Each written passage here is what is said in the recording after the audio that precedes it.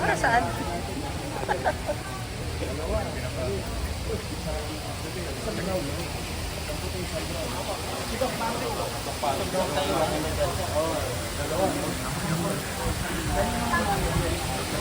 Madulas na yun.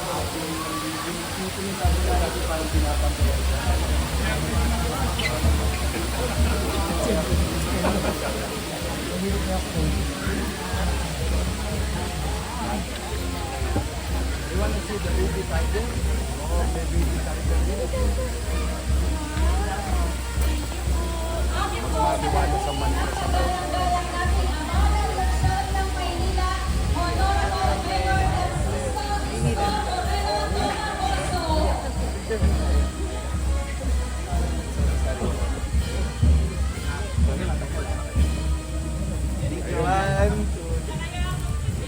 Okay. Taga-PLM po. Talaga. Thank you daw po sa sawa mo yun. Yes, sir. Kahit picture daw po pala. Dali lang, natataratawa. Talaga. 1, 2. Okay, thank you.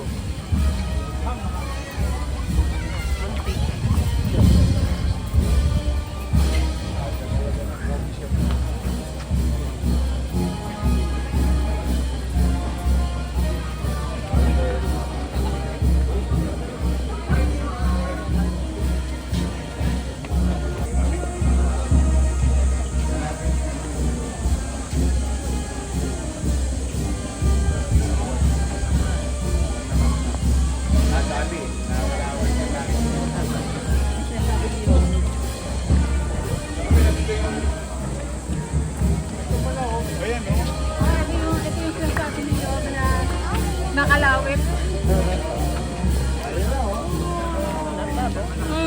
Napanood nila sa video, kinakalot mo eh. Pinapadedi mo eh. Class.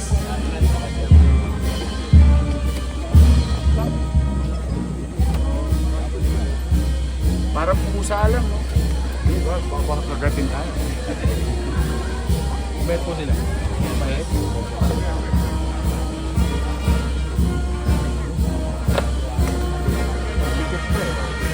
Pag lumaki na yan, hindi na pwede hawakan.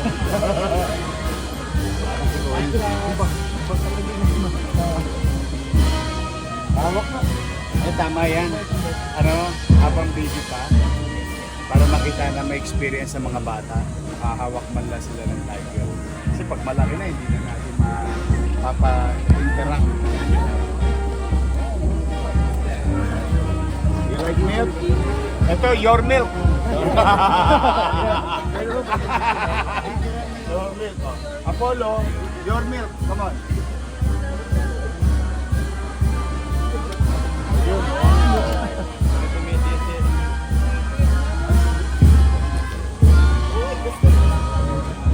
Gusto ng your milk. Masarap talaga your milk eh. Kahit tiger, pwede.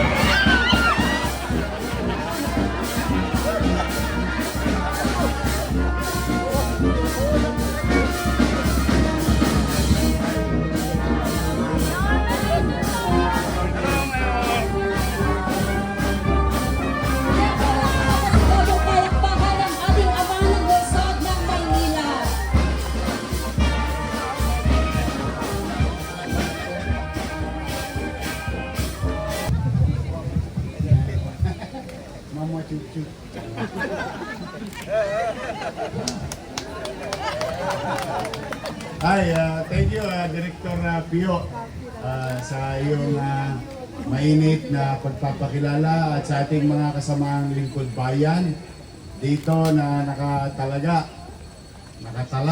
sa Manila Zoo. Una, salamat sa Diyos. Kahit na anong hirap ng buhay na kinakarap ng ating bansa at ng mundo, importante lahat tayo malusog, ligtas at buhay. Dahil habang buhay may ano ba sinabi ng pare? Pag-asa. Oo. Kaya huwag tayong mawawala ng pag-asa. Ito ang ating pasilidad na pinagawa natin noong unang termino to rearrange, repeat, or properly design such facility like in this case Manila Zoo, because we wanted to be competitive with our neighboring countries in Asia. I've been into some zoo, talagang napakaganda. At least tayo mga batang Maynila, no? Masasabi natin very competitive in terms of design and mas magandang pangangalaga sa mga hayop, habitat ng mga hayop dito sa ating Manila Zoo. Kaya ito'y inaalay natin at inalay natin sa mga batang Maynila. At siyempre, dala ng kasikatan ng Manila Zoo, ay dumadako din ang mga ibang bata sa buong bansa. And we would like to welcome here all of them at maka-experience sila ng ganitong klaseng magandang zoo sa bansa.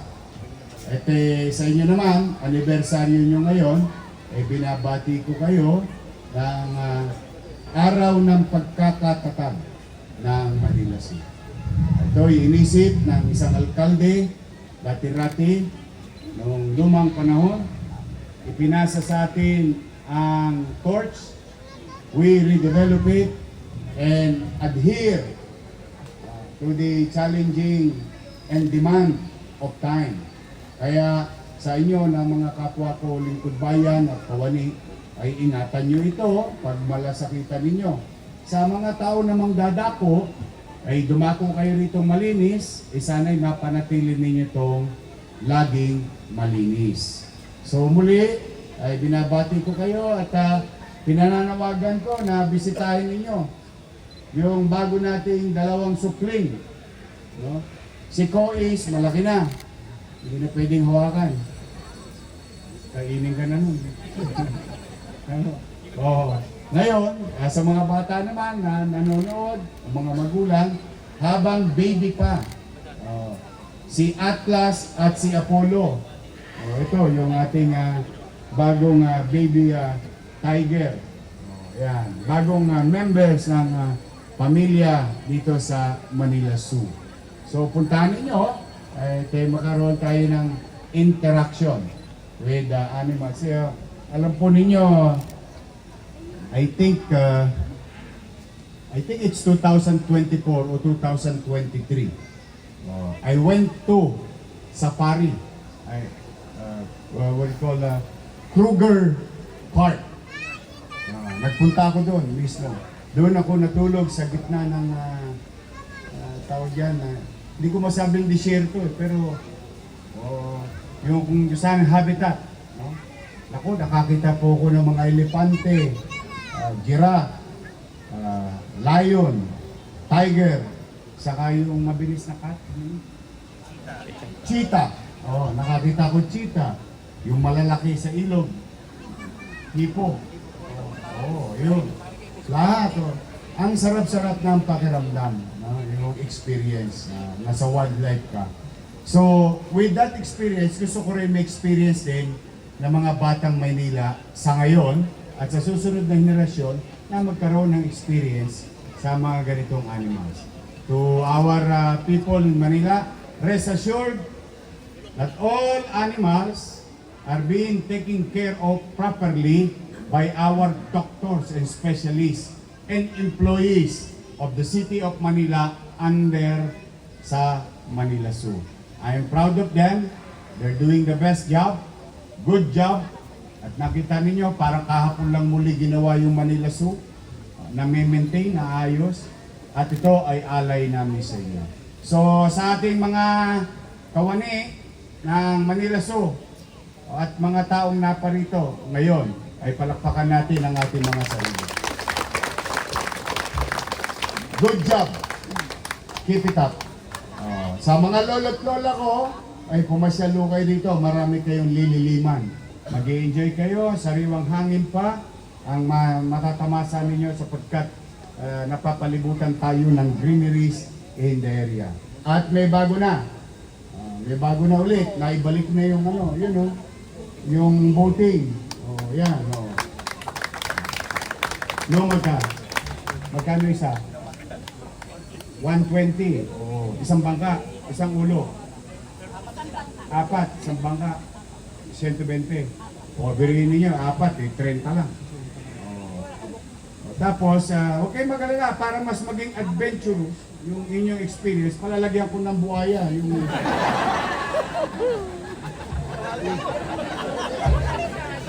Saan buhaya sa Congress mo na yung dalhin dito? Dapat yun. Andiyan ba siya, yung pinakamalaki nating buhaya? King. Nandiyan dyan, ang laki nun. Hindi, gagawin ko para konti lang yung kagat, yung maliit na buhaya kanina. Para maging masaya. Pero biro lang ho. But then again, go around the city, Manila City, Manila Zoo, and enjoy your time. So muli, ito ay alay sa inyo ng ating pamahalang lungsod. Mag-iingat kayo ngayong anibersaryo ninyo. Ang wish ko ay sana maging malusog kayong lahat.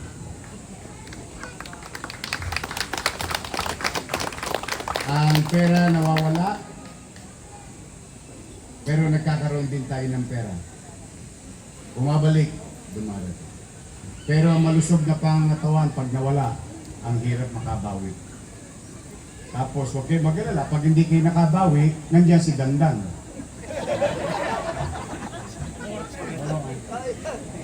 Kung meron tayong condominium sa buhay, may apartment din tayo sa sumakabilang buhay. But kidding aside, sa hirap ng buhay natin ngayon at wala kapanatagan sa mundo, economically challenge ang lahat. Kaya yung konting ligaya and experience ng mga batang dadapo dito sa aking mga kapwa-empleyado, galingan nyo lagi para maging memorable yung kanilang pagpasyal dito sa Manila City. So muli, gumagapang na itong pagong. Laki. Ha? Tulkata. Ha? Pagong. Basta pagong. Yun na yun. Ito our Maynilad partner, palakpakan natin sila. Pagbibigay ng available public clean drinking water. Thank you sa inyo. O baka gusto nyo linisin din yung ilog. So muli, I love you. Mag-iingat kayo at pagpalain nawa kayo ng po may kapal. Manila! Happy anniversary. Maraming salamat